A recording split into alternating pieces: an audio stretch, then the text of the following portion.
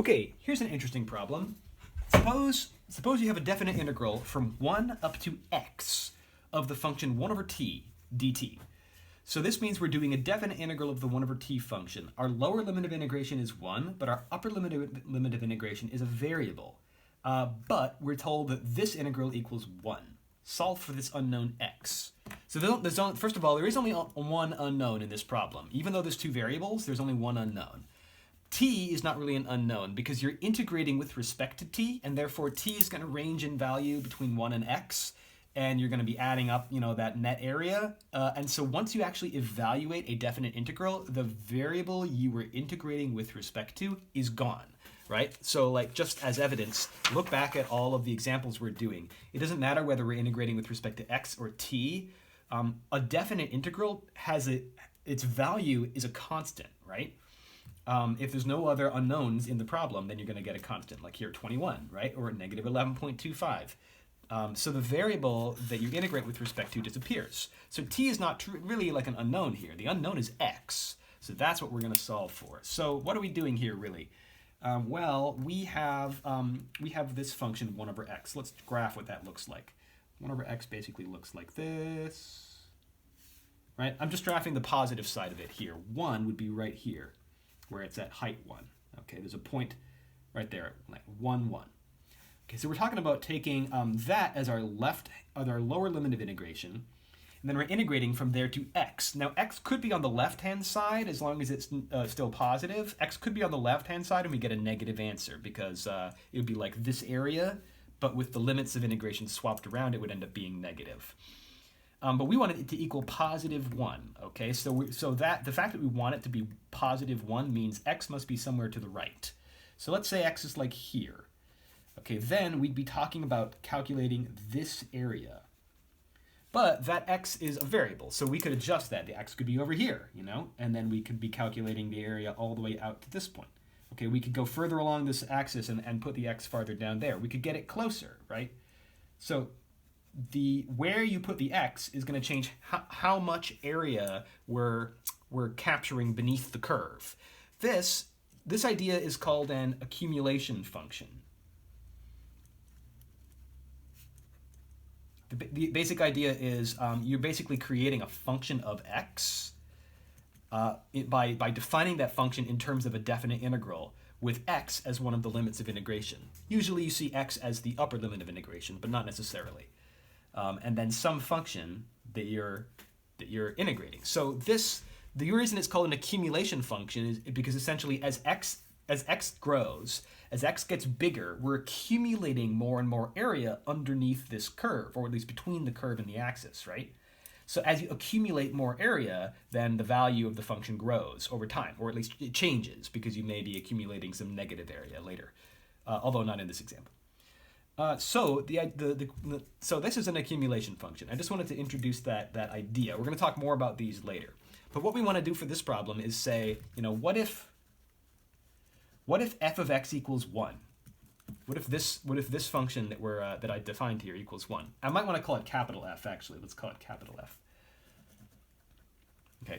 Then what is x? Well, to figure this out, what we can do is actually do a definite integral of 1 over t and see what happens. So 1 over t. To do a definite integral, we're going to need to figure out what is a good antiderivative for 1 over t. Well, thinking back to derivatives, you may remember that, hang on. First of all, I want to point out that this is, let me just do a little aside here. This is t to the power negative 1, right? So if you attempt to do the anti-power rule on this, you'll do t to the power negative 1 plus 1, which is 0, and then you'll attempt to divide by 0 right here, and this doesn't work, right? This is a fail. Adding 1 to this power gives you 0, and you can't divide by that. So this is the only situation where the anti-power rule does not work. But it happens to be a unique situation. So getting back to what I was saying, remember from derivatives that the derivative of the natural log of x is 1 over x. So here, taking the integral of 1 over t, we're going to get the natural log of t. Okay, in fact, actually, you can do the natural log of the absolute value of t so that you can allow negative t values. It doesn't really matter in this situation, but that's that's what you have.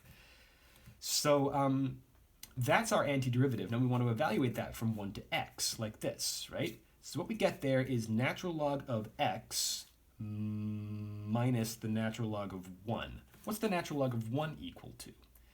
Well, it's equal to 0, right? So this part's actually just 0. So this whole thing here is equal to the natural log of x. So the question then becomes, when is the natural log of x equal to 1? And the answer to that is when x equals e. And that is our solution to this problem. It's when x equals e. So this is kind of a neat way to define what e is. E is the exact value. Let's get rid of these things here. E.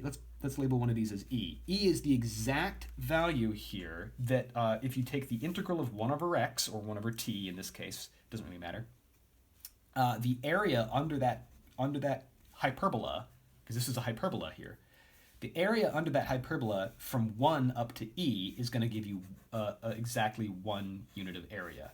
So e is the exact number that makes that happen. It basically brings the value of that accumulation function to exactly 1.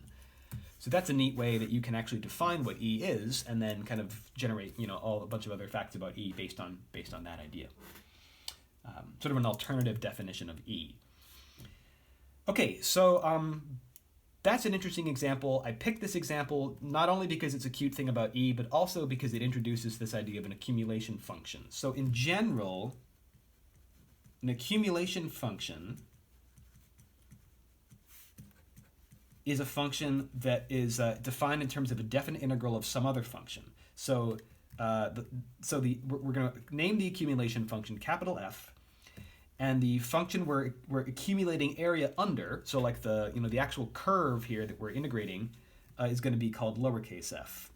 And for the lower limit of integration, we're going to call that a. That could actually be anything you want. It's going to change how the value works out, but like you could start somewhere. You just need somewhere to start. And then the upper limit of integration is our unknown x. Generally, this is the way it's done. And then actually, I put x in here, but this is wrong. This needs to be a t, because we need to use a different variable than the x. The x is the unknown for the function, so it's this here. We need to pick a different variable, and usually t is the next closest. The next most obvious variable to use is t, just because it's a common variable we use for integrating. And plus, also, if you think of t as representing time, then it kind of makes sense that as t increases, you're accumulating more area over time.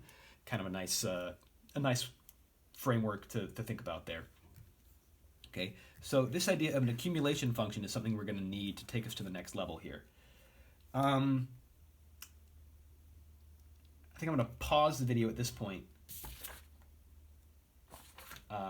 No, actually here. I'll just keep going here. So what I want to do next is relate this back to position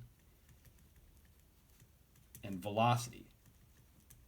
Let's grab a new page for this.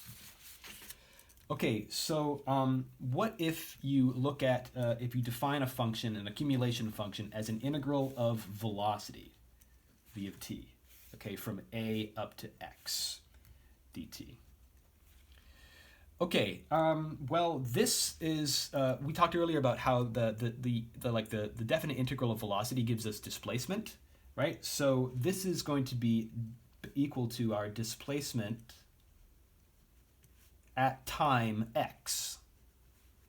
Okay, essentially, as x increases, we're looking at the total displacement. So you could think of this as an object moving back and forth maybe along a line, right? And at time x, it has some position. Okay, that's position. And what we want to do is measure how far away that is from its starting position.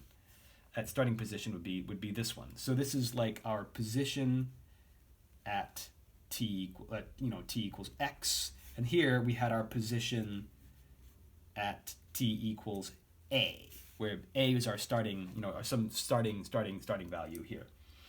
So that's the displacement at time x, and we know, that can be written as s of x minus s of a, right? That's what I'm explaining over here. This is the difference in position. So our accumulation function, in other words, can be written as s of x minus s of a, like this. And so now if I take this idea, let's take the derivative of this accumulation function with respect to x. Differentiating with respect to x, the equivalent function would be s of x minus s of a. And when we differentiate this, we get s prime of x minus 0. Okay, so f prime is s prime. Interesting. Okay, and this all equals s prime, we happen to know, equals velocity. Okay, so capital F prime of x equals velocity. Okay, looking back, we had capital F defined as this accumulation function from a up to x, and when we took a derivative of this with respect to x, we just got the velocity function right back again, right? S prime, which we know is velocity. So this should give us pause to think and perhaps see a relationship here. So kind of ponder that for a minute, and in the next video, we're going to introduce the second part of the fundamental theorem, which deals with this.